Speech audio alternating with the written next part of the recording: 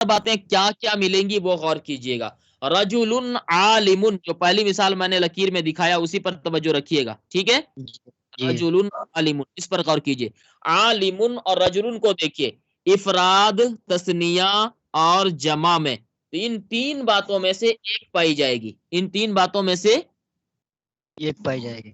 ایک پائی جائے گی. یعنی موصوف اگر مفرد ہے تو صفت بھی مفرد ہوگا. اگر اگر موصوف تثنیہ ہے تو صفت بھی تثنیہ ہوگی. اسی طرح سے موصوف اگر جمع ہے تو صفت بھی جمع ہوگی. گویا کہ ان تین میں سے ایک بات پائی جائے گی, ٹھیک ہے. اب تینوں میں سے ایک بات, جیسے رجل عالم میں دیکھیں گے غور کر کے رجل کو, رجل موصوف ہے نا, تو موصوف پر غور. رجل کیا یہ مفرد ہے, تثنیہ ہے یا جمع ہے؟ کیا ہے یہ؟ جی بولیں کیا ہے؟ جی حضرت مفرد ہے, تثنیہ ہے یا جمع ہے؟ کیا بولیں گے؟ رجل مفرد ہے. مفرد ہے, واحد ہے نا. افراد تثنیہ جمع, افراد سے مراد واحد, آپ یاد رکھیں گے. بہرحال تو رجل واحد ہے نا.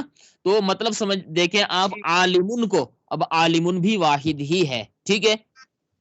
تو دیکھیں افراد تثنیہ جمع میں سے ایک بات اس میں پائی گئی. کون سی بات پائی گئی؟ افراد, یعنی واحد کا ہونا پایا گیا.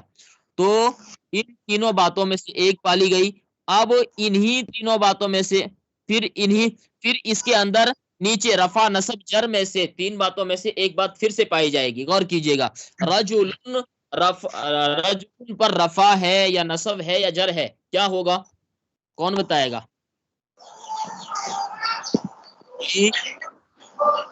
کوئی ایک شخص مائک چالو رکھ کے بتائے. جی آواز نہیں آ رہی آپ کو؟ جی رفع ہے.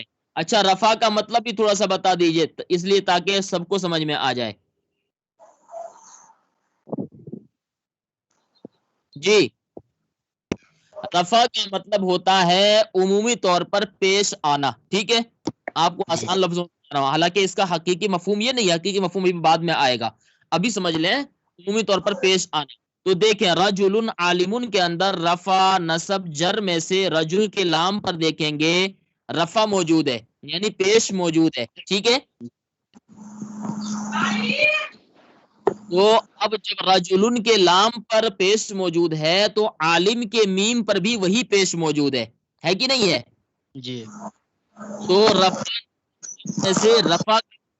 رفع یہاں پر موجود ہے, ٹھیک ہے. تو پہلی میں افراد پایا گیا اور دوسری لائن میں دوسری تین میں سے رفع پایا گیا, تبھی دو باتیں موجود ہیں رجل عالم کے اندر. اب آئیے تیسری بات دیکھیں گے, نا چار باتیں بیک وقت موجود رہتی ہیں, تیسری بات کیا ہے, ٹھیک ہے. اب تیسری بات یہ اس لائن سے آپ کیا ہے تیسری بات؟ تذکیر اور تذکیر کا مطلب ہوتا ہے مذکر ہونا اور تانیث کا مطلب ہوتا ہے مؤنث ہونا, ٹھیک ہے. تو اور رجل مذکر ہے یا مؤنث ہے؟ مذکر ہے حضرت, آدمی. ٹھیک ہے. بھی مذکر ہے کہ نہیں ہے؟ جی حضرت. عالم بھی مذکر ہے. تو اس طرح سے تذکیر و تانیث میں سے بھی ایک پا لیا گیا ہے نا. جی. تو اب تین باتیں موجود ہیں, 10 میں سے 3, اور ایک بات اس میں پایا جانا ضروری ہے. اور ایک بات کہاں سے ملے گی؟ تو وہ اس والی لائن سے ملے گی. وہ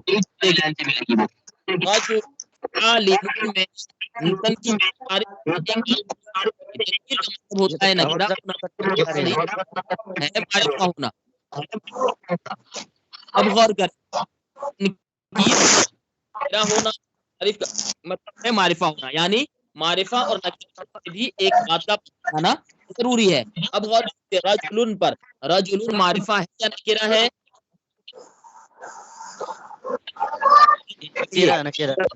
نکرہ ہے. چلیے جب رجل تو دیکھیں عالم بھی نکرہ ہی ہے, ٹھیک ہے.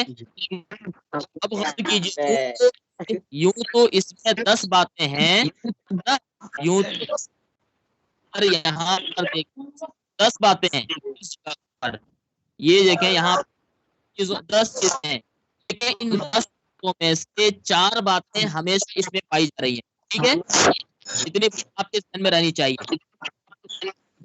ٹھیک ہے جی. جی حضرت. چلیے اب آگے سبق بڑھایا جائے. جی انشاءاللہ.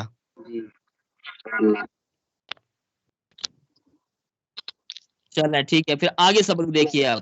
اب اگلی لائن پر غور کیجئے, نمبر 3 پر, فوائد و فوائد نمبر 3 پر. صفت اگر جملہ ہو تو اس میں موصوف کے مطابق ایک ضمیر کا ہونا ضروری ہے, جیسے جاء رجل ابوہ عالم. اس مثال میں آپ کو موصوف اور صفت یہ دونوں الگ کرنا ضروری ہے. جب تک یہ الگ نہیں ہوگا تو آپ کو پتہ نہیں چل سکے گا کہ کیسے یہاں پر کے مطابق ضمیر